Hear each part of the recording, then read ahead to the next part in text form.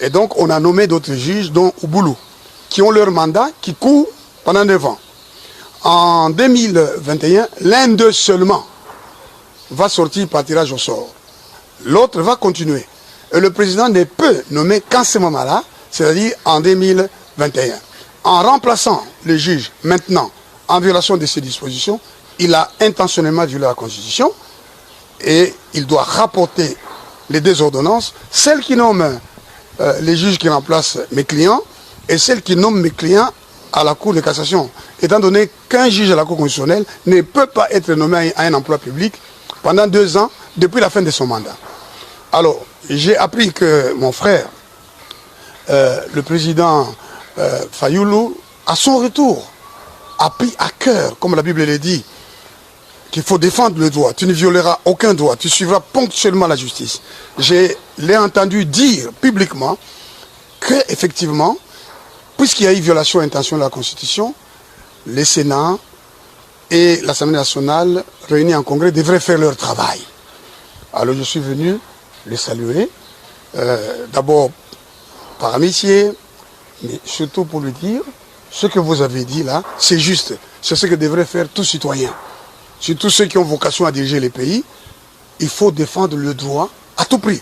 Dieu a dit à Moïse, tu veux rester dans les pays? Moïse était roi. Le premier roi d'Israël, en vérité, c'est Moïse. Tu veux rester dans les pays? Tu veux garder le pouvoir? Ne viole aucun droit. Tu suivras ponctuellement la justice. Que le président Fayoulou ait pris à cœur de dire ça au sujet de cette violation grave contre les juges dont je suis le conseil, m'a déterminé à venir lui rendre visite aujourd'hui. Maître Théodore Ngoï, et pour cette action, cette initiative. Et il a toujours pris à cœur cet aspect de l'état du droit.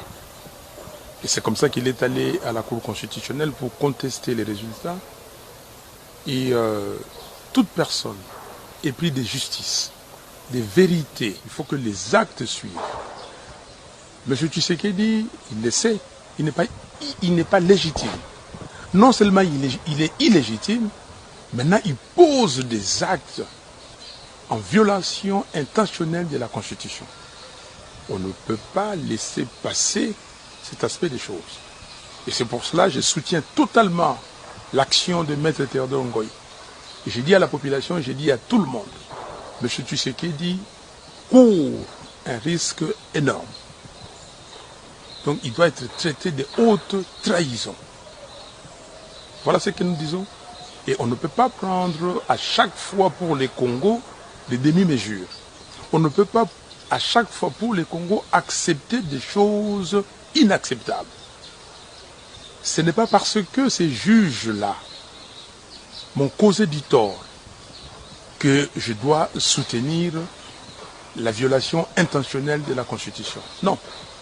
Nous sommes des hommes ici au Congo et des femmes qui sont des hommes et des femmes de principes et de valeurs. Le respect de la Constitution est sacré et M. Tshisekedi doit respecter la Constitution.